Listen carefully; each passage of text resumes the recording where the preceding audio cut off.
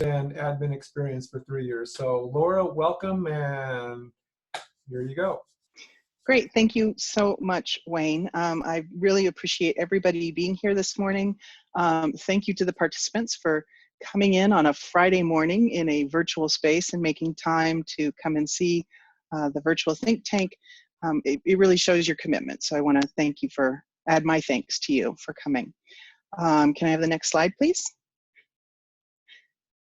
All right, so I teach a course right now in creating classroom communities, and I've had to transition my course online as San Jose State has gone to online teaching for the remainder of the semester.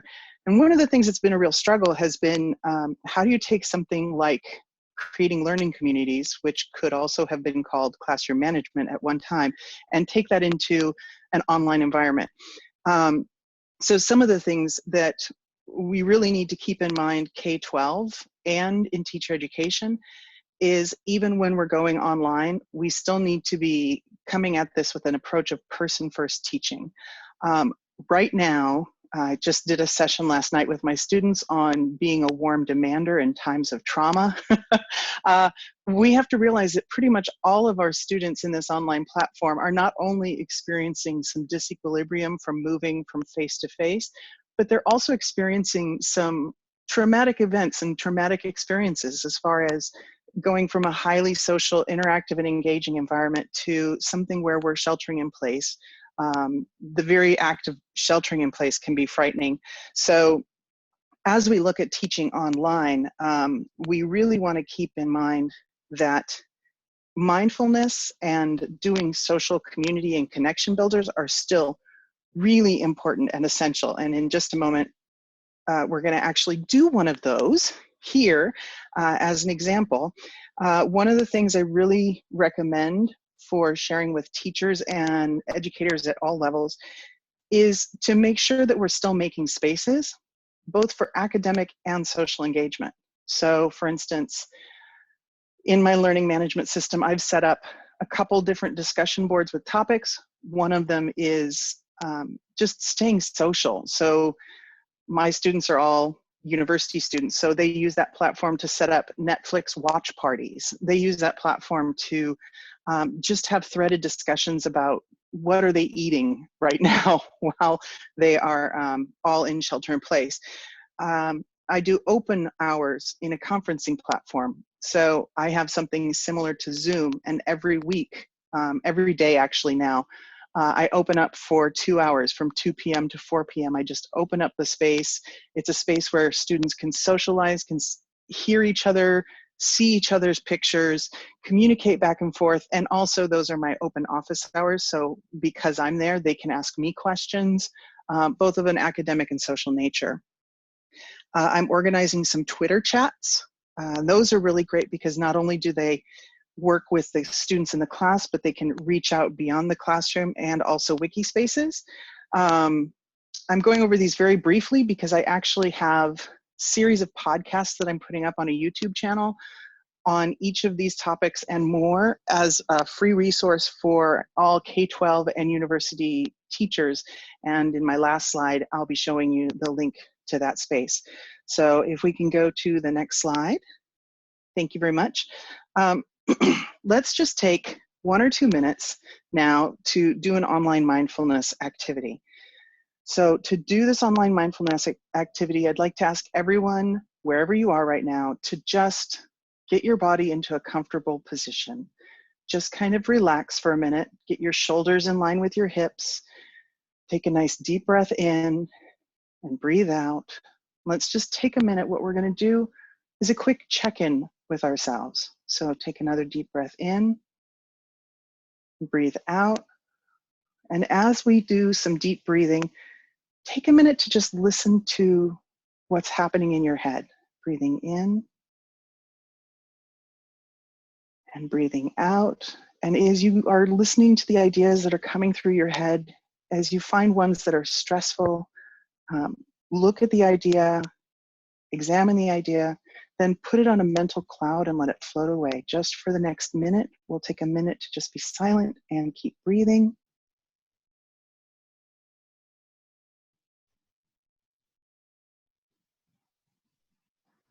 Breathing in, breathing out, checking in with ourselves in and out. Keep breathing.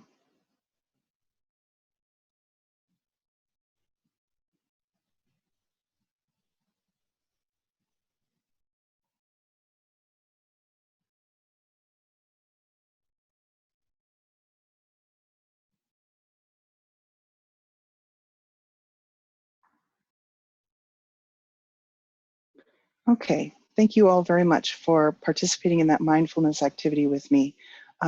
Because I teach in teacher education, the next thing I would do is actually have my students post in a chat.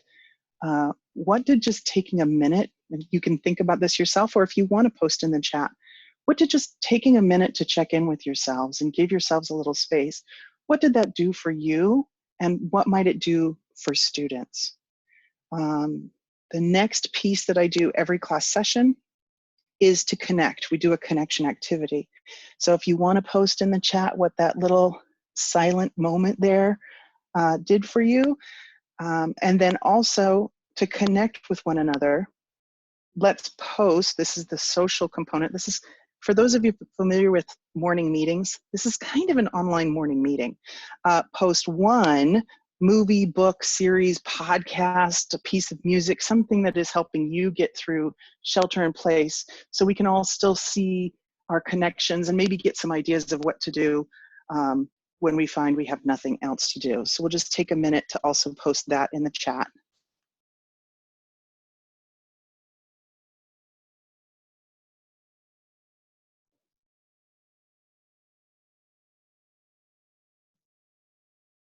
Excellent. And those of you who are posting that you want to use the mindfulness activity, I'm putting together a list of mindfulness activities, and that'll be another one of the videos on my channel. Basically, when I'm finished with the virtual think tanks today, I'm just going to crank out some videos. But I'll have a list of things you could do that are mindfulness activities that work online. Not all of the mindfulness activities work really well online. So go ahead and keep posting. Lots of great books. Oh, making bread. I think, oh, Paula, you and I both can make bread together virtually using streaming cams. So this is a great place to go ahead and post some ideas. And encourage your faculty as well as students to take time to do these things, not just with their students, but with themselves. This transition has been extremely stressful for all of us. So if we can go to the next slide.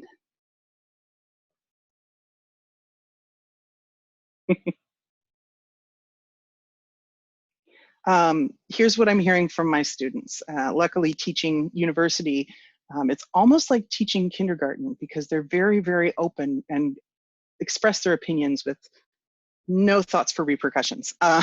What my students are telling me is that they really want synchronous sessions. They want to have that time that, you know, we tend to think about traditional online as pushing out mostly asynchronous, and we still do want to push out a lot of asynchronous time, but the students still need the social, and especially in shelter in place, they need time and space to communicate. The synchronous sessions need to be short and targeted. So I'm meeting with my students virtually synchronously for about an hour a week instead of our 2.5-hour course. They're student-centered, so I make much use of the breakout rooms in Zoom, the breakout rooms in the learning management platforms. And I usually open up my class session half an hour before our scheduled synchronous session, and then leave it open half an hour afterwards.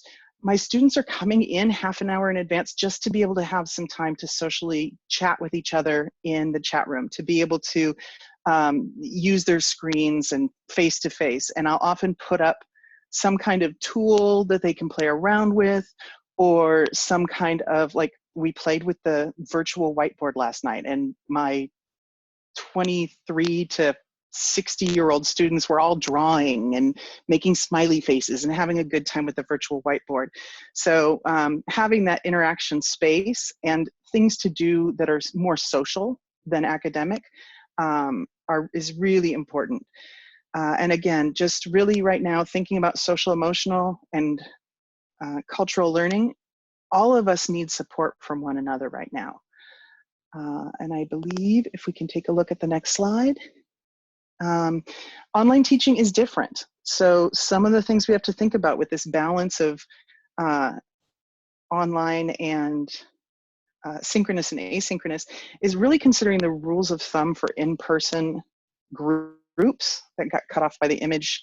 But when we look at what is it that we say we want to do with groups? If you are thinking about delivering instruction, if your K-12 teachers are thinking about delivering instruction to 30 or more students at one time,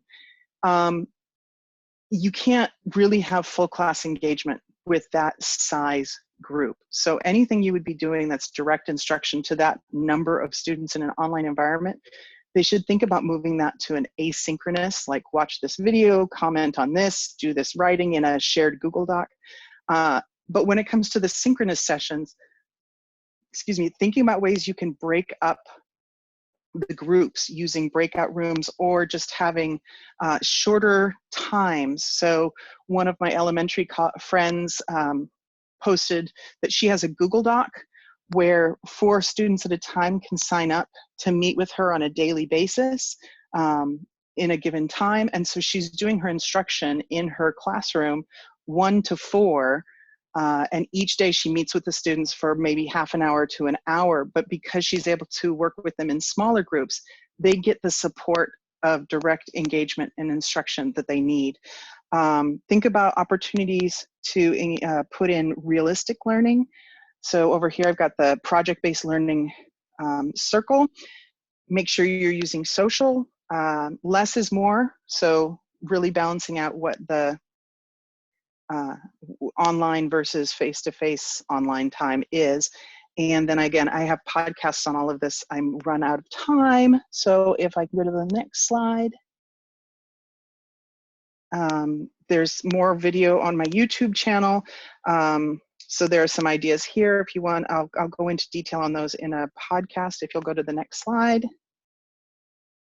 And again, all of these things are ideas to do at home and so on and so forth. I actually have a protocol for collaborative lesson planning, and I will send that protocol sheet to Wayne and Amy and the team, and they can email that out or they can post it on the site. If we want to go to the last slide, I think. There we go. So if you're interested in the podcasts, if you're interested in seeing some of these videos, this is the bit.ly for my YouTube channel, and I will be posting links to documents that I use as well. Thank you all so much for your time, and I will be available to answer questions after everyone else. Thanks. Well, thank you, Laura, for those great ideas and exercises. Appreciate you sharing your expertise. So our next presenter, Melissa Meetze-Hall from San Bernardino Riverside County Offices of Education. So Melissa. Great, thank you. And again, I'm just so glad to be here and be in community with everyone. So I have, if we go to my next slide, I wanted to talk about some essentials of online teaching and very much in line with what Laura was sharing. But before I go, we could go ahead onto that next slide here. People could look at that. I want to share what I'm learning down here in the Inland Empire. And what I mean by that is I want to share with you what I'm learning from my teacher candidates and my admin candidates both. So largely our districts are going to go to online learning within the next 2 weeks, okay? And that means different things to different districts.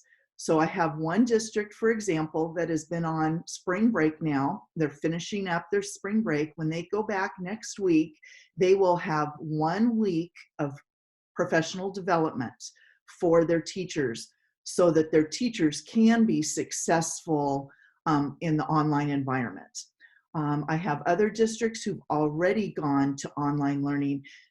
Just depends, of course, as we all know, about those resources. So there's just there, as we know, you all are running programs, we know that there's great variability in those contexts.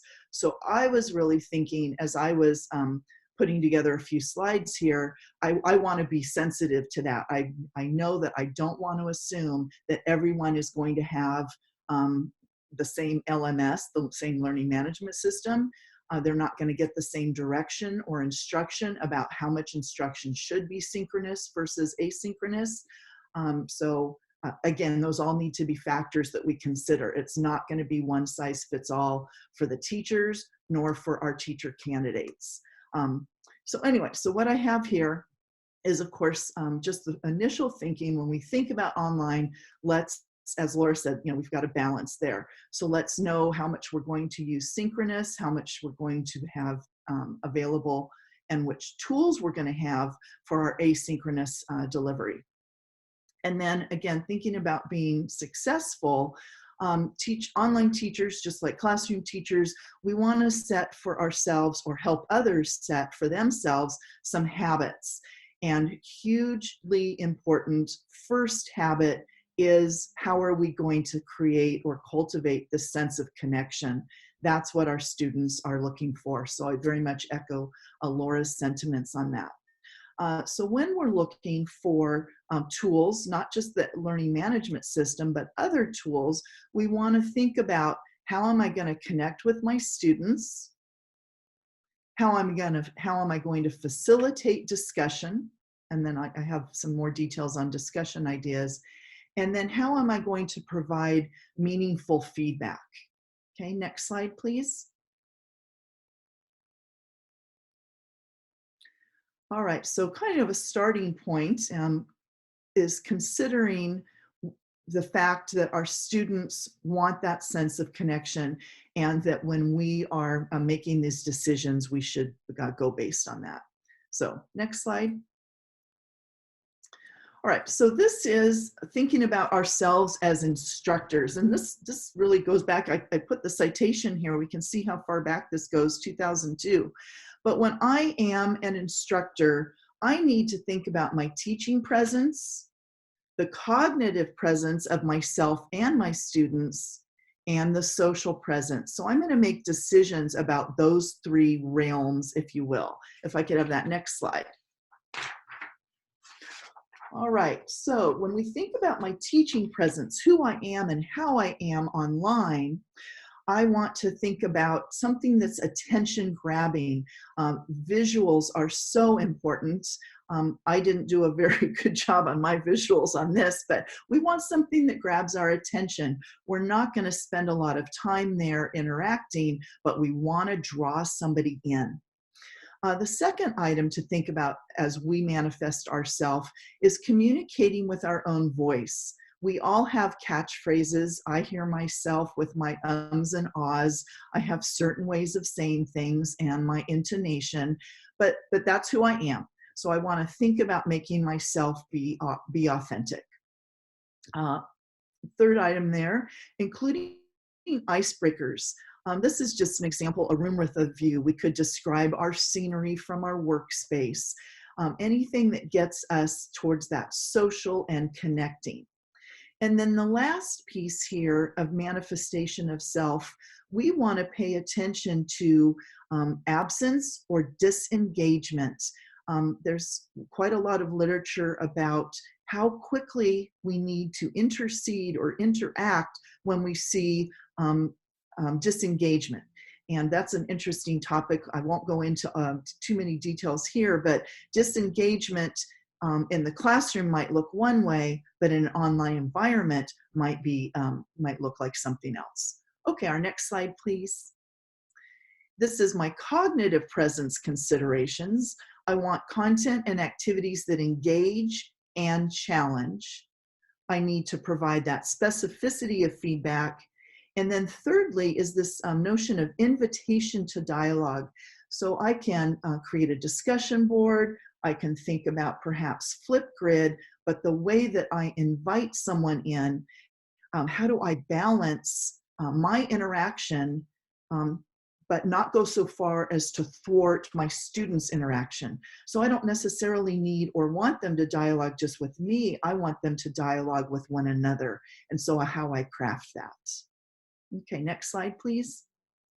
And then social presence, and maybe this should be the first, the degree to which the person is perceived as real, the importance of social introductions, and I put here in parentheses what this means in a cohort model. My classes that I teach normally face-to-face have gone through in a cohort, and now we're online. So there were some issues that I didn't have to deal with because they were already acclimated. But if you were starting from scratch and folks needed to get to know each other, you might need to spend some more time in the social presence. And then I also included some icebreakers. So a lineup is, fist to 5 or 1 to 5. How comfortable are you? You can use Google Poll for that, Kahoots, Padlet, or even Google Slides. If you have a shared Google slide, everyone could type in their number. I'm a 5, I'm a 4. And then the other consideration here is that timing and frequency of interactions. And I have heard some of my teachers still are not sure how long they're going to be teaching synchronously. I mean, they're not teaching, a 7 to 2 live. So how are they going to time that and best balance that for themselves and for their students? All right, next slide, please. This slide likely pertains to those who have not worked online before. It's a quick reminder that we don't all come into and embrace this online learning from the same point, if you will. So if we have someone at the top here who's a newcomer, then our role as an instructor is we're negotiating. We're helping them to negotiate this space. After they leave that phase of newcomer, and of course, folks are going to do that in different periods of time, then we have them be a cooperator. And at that point, now I am instructing and creating and engineering those environments. But first, I have to get them from newcomer into be cooperator. The third here in the yellow, they're fully collaborating. They're part of creating this learning actually even for themselves. And at that point, I'm more facilitative in my language and in my habits, if you will. And then lastly, when they're fully engaged and they've gone through their last phase, that they are now at this point an initiator and a partner. And I then do change to be a community member.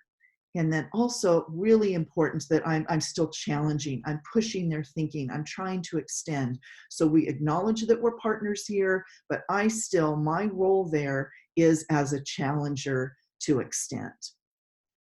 All right, moving on, next slide, please. And then I said I did have a little bit more about discussion. So just think about the fact, if you would, when you're crafting those discussions, that we have different purposes. Okay, so create that community, encourage that community, but there are times when we want the discussion to be social, times that we want it to be general, and times that we want it to be topic driven, and there is a balance. And even though we might have folks who are further along and we feel that they are truly collaborators, we still need to make the time for those social. And I think Laura brought that up very well. One of the tools that I do like for that, I very much like Flipgrid, and I also very much like Padlet. A note on Flipgrid, you can set those video recordings for different lengths of time. So maybe for social, you want it 30 seconds. And if you're going to use Flipgrid, perhaps for something topic driven, you might allow for those videos to be more like 1.5 minutes when they're sharing their learning. All right, and I think that's one of my last slides. I might have one more here. Let me see what we've got. If we could go next slide. Nope, I am handing it off to Jon, but thank you again. I think there's a lot for us to learn, and also a great opportunity. And I think if we are all collectively sending the message that this is an opportunity, I think that our teachers and our candidates are going to be able to embrace that as well. Well, thank you so much, Melissa. We appreciate you sharing your ideas and concepts, and those are very valuable. So with that, I'd like to move along and introduce Jon Corippo from Q. Jon, it's up to you. First rule, unmute. Hey, James, get your clicker finger ready because we're going to be kind of blasting through these. I would just like to give everybody a little background on myself. I've got about 17 years in the classroom, about coming up on 25 years in education. And I've done K4, I've done 6-8, I've done 9-12, I've been a principal, I've been an assistant soup, I've been a tech director. So I really see how this all hooks together. I love what Laura and Melissa were saying. I totally agree with everything they're saying conceptually. And what I'm going to attempt to do in my segment here is give folks a little bit more of the what's it actually look like piece, right? So like if I could use, I love using cooking analogies, and James, stay with that. That's perfect. I love to use cooking analogies. It's one thing to go to a restaurant and say, man, that was good. It's another thing to learn how to cook it, right? So that's the piece I want to get into, is like, what's the chefing look like? You're going to see a lot of stuff on this first slide that's real familiar. Ask a lot of open-ended questions. Keep your online sessions interactive as much as possible. Use an online format where you'll be able to see, hear, and chat your students in real time. That's that synchronous part. That's that culture part. Holding multiple learning sessions with smaller groups. You can still do groups. You can do breakouts. You could say, hey, I've got a Zoom going for my EL people at 11, and I've got another one for my resource people at 2, and subdivide the groups. Or you can talk, you can have book talks about specific things. It's a really cool way to level. It's funny because I'm breaking almost all my rules on this slide. Do not read your slides, but comment on the content. So that I'm doing a little bit. Recording is great. If you're working in Zoom, there's a button down at the bottom that says record on your machine. It records it locally. We talked about this before this show. I suggest not recording to the cloud right now because the cloud is buried, but it's really easy to record to your device. Runs about 45 megabytes for about 45 minutes. So the files are not super big. Really good, easy way to keep your things going. And then prior to your session, it's always a good idea to email your students and let them know what's coming. James, click. And start and end with the same content. So like if you're using Nearpod or Pear Deck, you can have a quick memory test before you start, go through your content, and then have the kids play that again. Nearpod has some really great interactive tools built in, like Draw It, Collaboration, Time to Climb, really, really good stuff. I really like doing a midstream progress check. And again, Lara and Melissa both talked about this, but think in your head, 10 or 12 minutes in, how can I do a quick check for understanding? And again, Nearpod, Flipgrid, Pear Deck, lots of tools have that ability to just drop a link in. And then being able to adjust your instruction on the fly based on what kids are getting from the instruction is really critical. So let's see, what's the last one there? Have students create a product. So then the last piece is, you don't want to just go and then say, okay, that was a great session. You want to have a very clear outcome. Click, James. All right, so this is from a really amazing book that I would suggest a lot of people read. The title of the book is What School Could Be by Ted Dintersmith. He was the same guy that made a film you should watch called Most Likely to Succeed. And this graph is there. If you look at the bottom part of the graph, see the flat line at the bottom? That is our NAEP results as a country since 1970. Now, this is not comparing us to Finland or any other utopian country where they have a monoculture and plenty of money. This is just saying American schools against American schools. And we have been stuck in a face-to-face mode. And the title of the book is What School Could Be by Ted Dintersmith. I'll be available for that on Q&A. What School Could Be shows this data that since 1970, and for perspective, I was in first grade, right? I was in first grade in 1970. We have about the same result academically since then.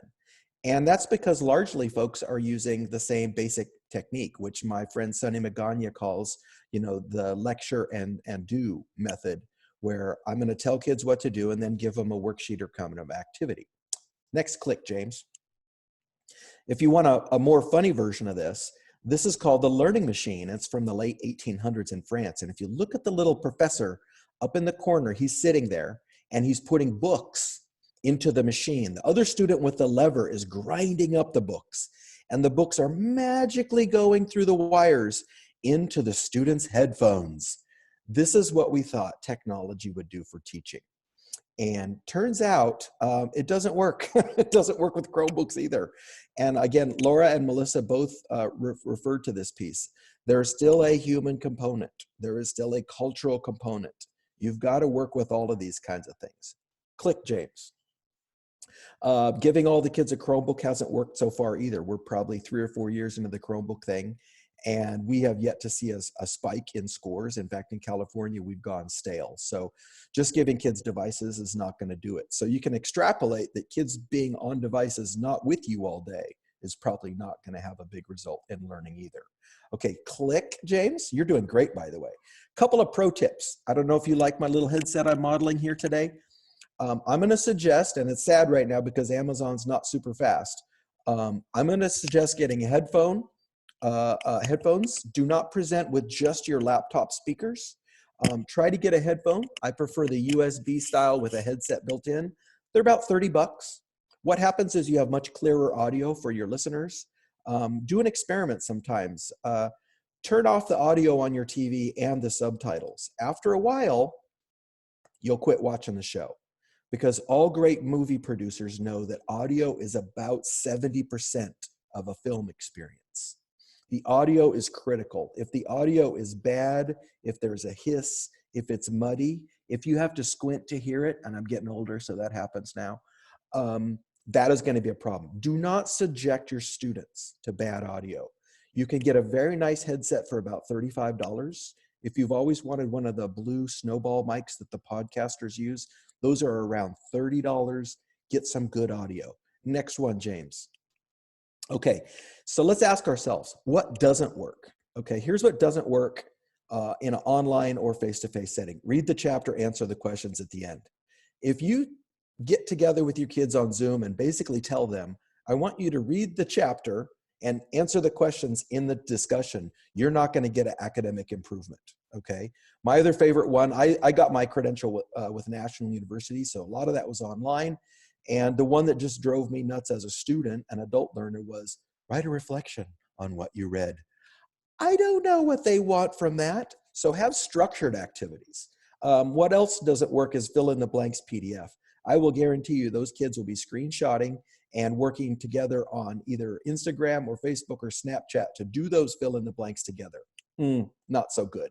And then the other one I'm not a fan of is ask 2 questions in the discussion group, because what happens is the first 3 people in get all the good questions, and then I'm left with the other questions. So I'm going to show you some ways to make this a more structured activity and provide it in an asynchronous and synchronous delivery at the same time. Click, James.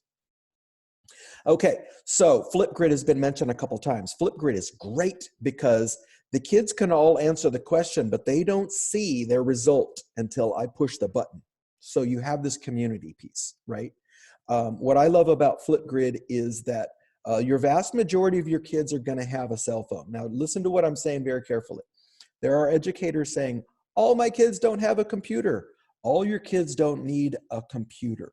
The vast majority of adult humans nowadays do have a cellular telephone with smart features, okay? Every kid doesn't need a Chromebook or an iPad to participate in a Flipgrid. So for example, imagine kids going to their parents who happen to be stuck at home right now. Hey mom, I got to do my Flipgrid. Will you help me? That is a beautiful moment right there for humans. That is really cool. Bear in mind, there's also variations of Flipgrids called Flip Hunts, which is a scavenger hunt. So imagine having, language arts second language learners. I need you to find these 5 objects, videotape them, save the word in English and Spanish. Oh my gosh, how easy is the grading on that? And you could have a flip hunt like that every day. The other piece on Flipgrid too is for folks that are like, want to do the privacy thing. The phone doesn't always have to be a selfie for a flip hunt or a Flipgrid. You can use the phone pointed as a camera as well. I don't need to see their face to have a good flip grid. So there's a couple kind of cool flip gridding. Yeah, I like that, Laura. It's like geocache your own house, right? Geocache your own house. Find these 5 items, or interview your parents about their favorite thing about dinner. There's all kinds of really cool oral speaking and listening skills that can happen in a thing like that. The other one is my favorite right now, more so than Kahoot, is quizzes.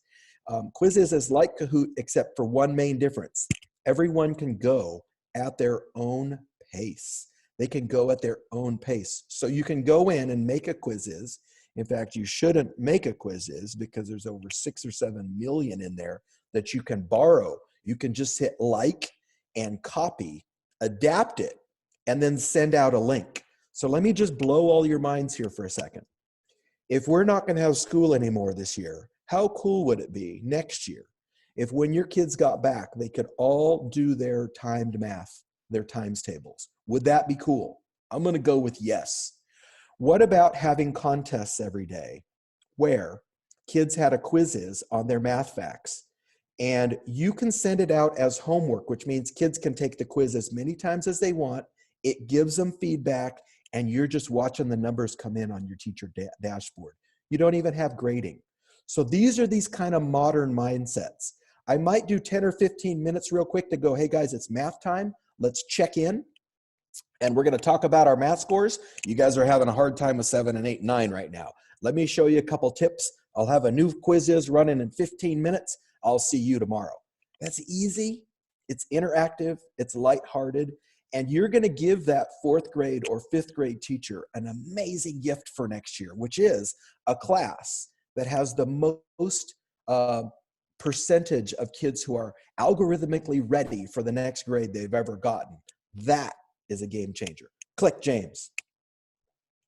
Okay, modern mindset, interacting, right? Interacting. This to me is probably the biggest point of this whole conversation today.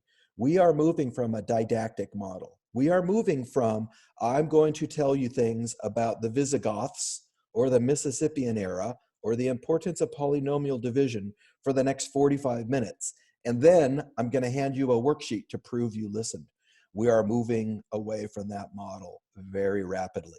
The new model to me really is a variation of, if you've seen my Edge of Protocol stuff, it's really that everything is kind of turning into a scavenger hunt, which, think about it, you guys. I will bet everybody on here has been on YouTube or maybe Google at some point saying, hey, I don't know how to make a clay pot. I don't know how to cook a good prime rib.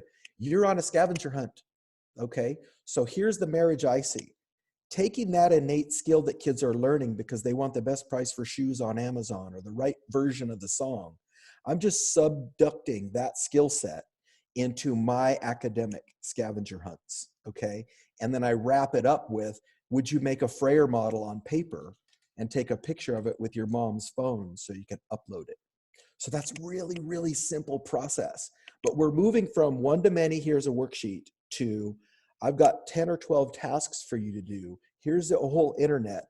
I'm here to help you, and I want you to show your learning trophy at the end.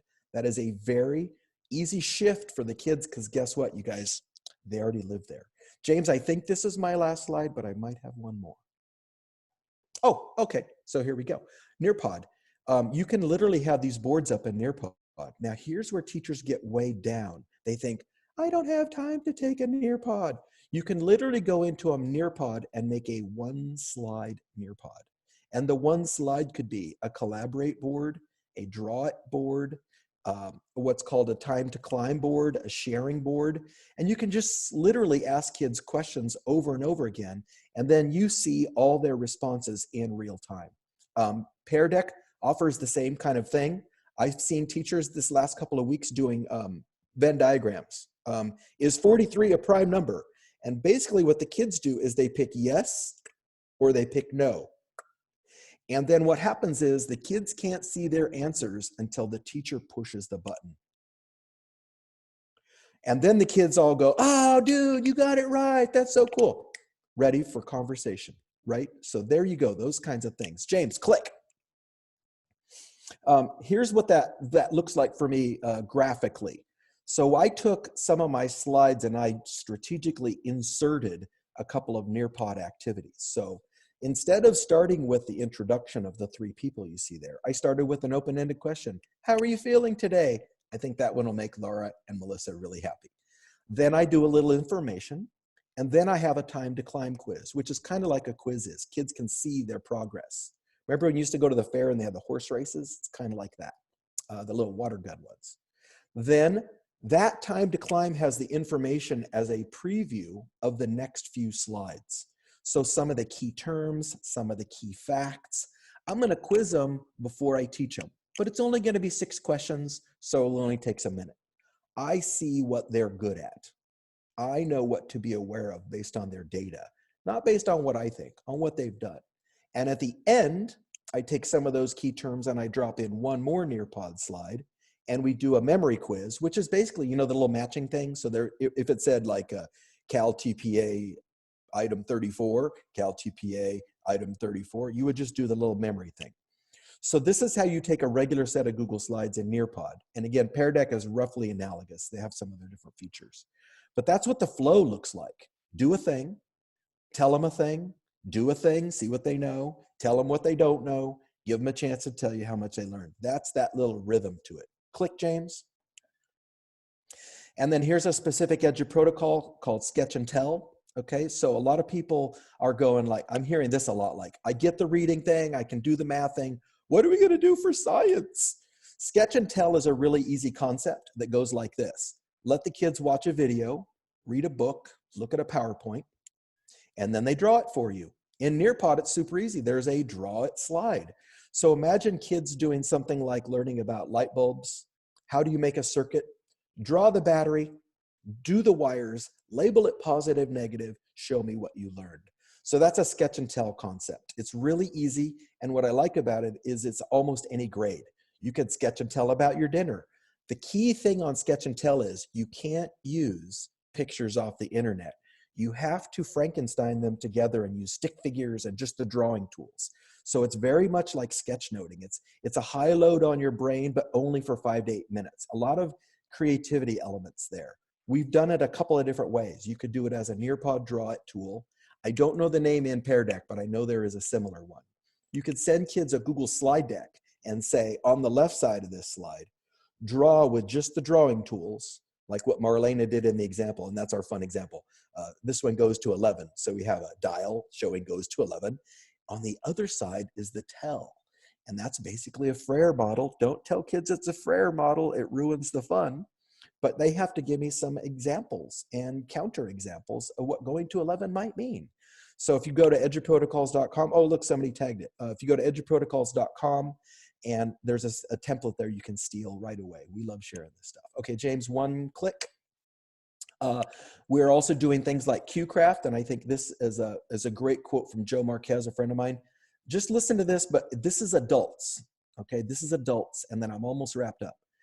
Just completed a sketch and tell for in-depth annotations and reflective video with prospective Clovis Unified teachers at Fresno State. Here comes the punchline. I learned more in 3 hours today than 6 years of college. So yay for today. It was a good day. And Joe was actually using sketch and tell in 2 different modes.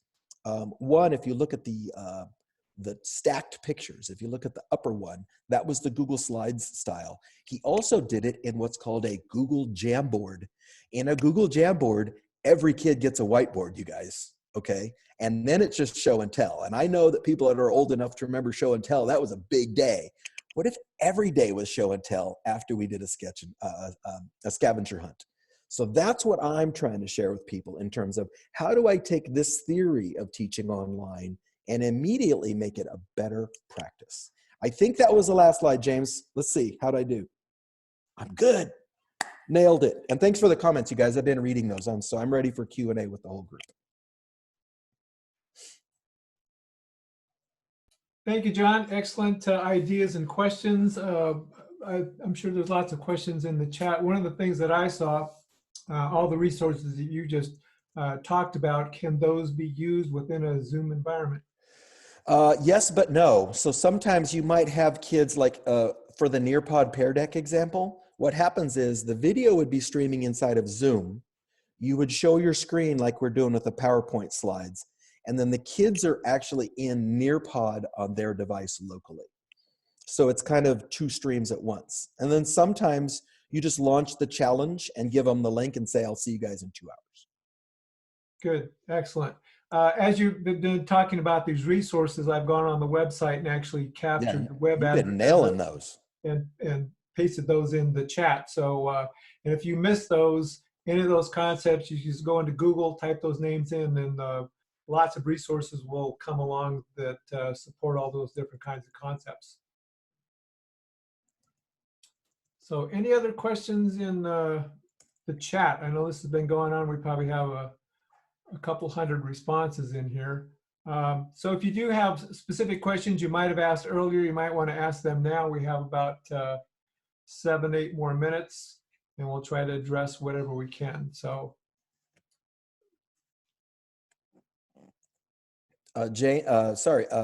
Wayne, Lara said, do you want to talk about, there's some boot camps or something coming up, online boot camps? online boot camps. I'm not sure. I don't understand. Maybe that's not your boot camps. Maybe it's somebody else's. Maybe I should attend one of those boot camps. I've also put the URL to the Q website. So if you go to that, you may or may not know that Q has taken their online conference that they have every year. They have one in Northern California and Southern California. Those always been face-to-face, but John's been working diligently over the last few weeks, and they've taken the entire Q conference and put that all online. I presented a session last Wednesday, so that is still going on, and just another sign of the times that, you know, and all the hard things that have come out of this whole coronavirus piece, it's really forced people to embrace and use technology in ways that they were not thinking about that before. So there may be some unintentional good consequences that come out of all of this. Yeah, so I saw in the chat a question about advice for K2 teachers. What I'm seeing, I have a lot of friends on Facebook who are high technology using K2 teachers, and what I'm seeing is a lot of really thinking about those smaller groups, meeting with smaller groups for very targeted amounts of time, keeping in mind attention spans and what's realistic for the K2 student, doing a lot of things where it's, here's something for you to do, like John was talking about the, can't think of the word anymore, like the going around your house and capturing pictures. A flip hunt, right? Like, yeah, a flip hunt. Take a picture of the clock. What time is it? Yeah, so it might, a goodie. Yeah, and it might even like start to get Montessori-esque, as in if you're doing a science unit, actually having students go to a park and, you know, keep physical distance, but just watch the earth for a minute. Like it's really getting into that exploring their worlds kind of mindset. And then there are a bunch of people who are doing read alouds right now online. You can find read alouds, favorite authors reading their books aloud. So having students watch read alouds, then come together for a conversation in a small group about what they thought in that read aloud. All of those kinds of things are things that I'm seeing happen out there, K2. And I would like to add on to that if I can. I just posted Ben's YouTube channel. He has 830 subscribers. Some of his videos have 55,000 views. And guess what? Ben is a kindergarten teacher who has, he just transcends all of this in terms of great learning. Ben did a Saturday Facebook live event for us yesterday. So if you go to the Q Facebook, you can watch Ben's 60-minute session. Ben's theory is he has 3 prime goals. One is analog.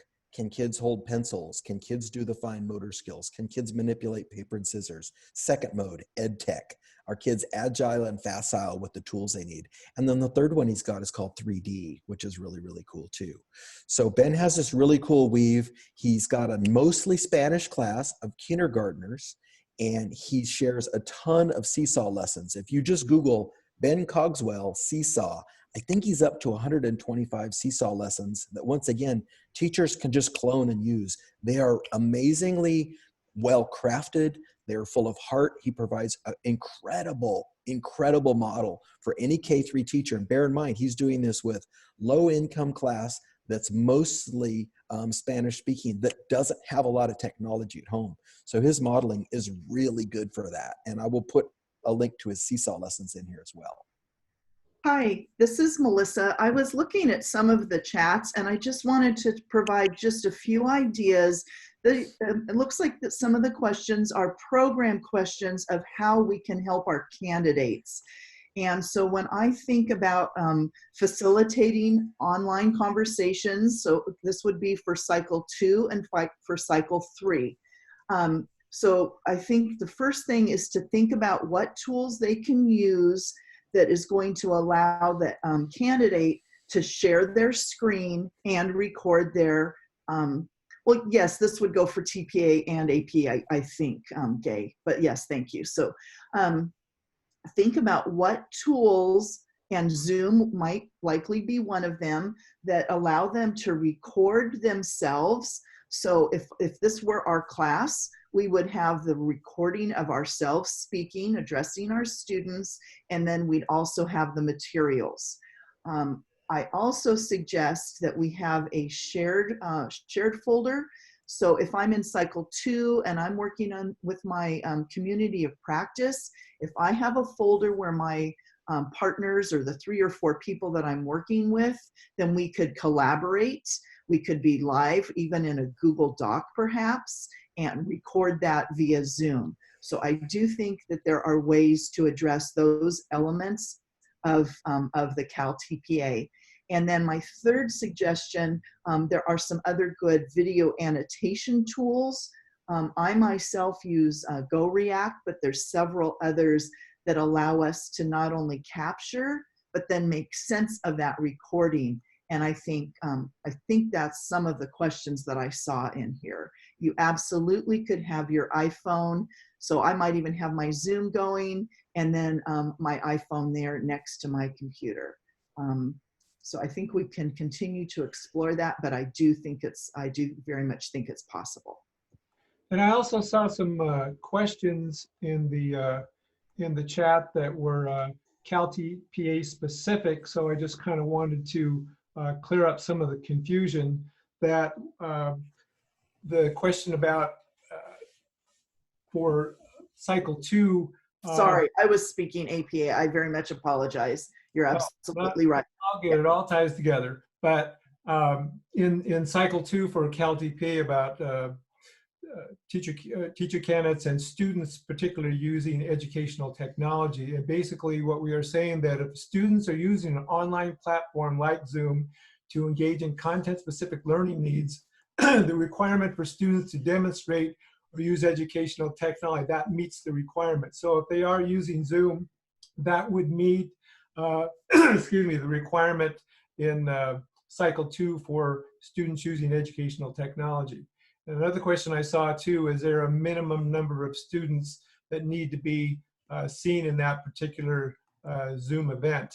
And we have not changed our policy on that. We have never set a minimum requirement of students. Obviously, the more students you get involved in the conversation, the better, but we have never set a minimum number limited requirement on that. So just to clear up some of that confusion, because I saw some of those questions coming up in the chat. And with that, we are at the top of the hour. Hopefully James will be able to also capture all the comments that happened in the chat feature. Once again, I'd like to thank Jon and Melissa and Laura for sharing your expertise. I think they've given you lots of resources and lots of things to think about. And hopefully, as we be able to move forward through these challenging times, we'll be able to continue to use technology in a way that's meaningful and engaging for our teacher candidates and for their particular students. So once again, I'd like to thank all of you for coming aboard this morning and engaging in our virtual think tank, and hope some of this was useful and helpful for you. So once again, thank you for your participation. Thank you, everyone. This is Amy Rising. We so appreciate all that you are doing to support your candidates during these challenging but exciting times. And I want to personally thank our presenters. They were outstanding. So thanks to all of you. Have a great weekend, and we will be back with you next week. Remember, we have office hours every Thursday at 10 a.m. Happy to be with you on Thursday morning. We had a great session yesterday. And if you have ideas about other things we can do to support you, just let us know. We're here.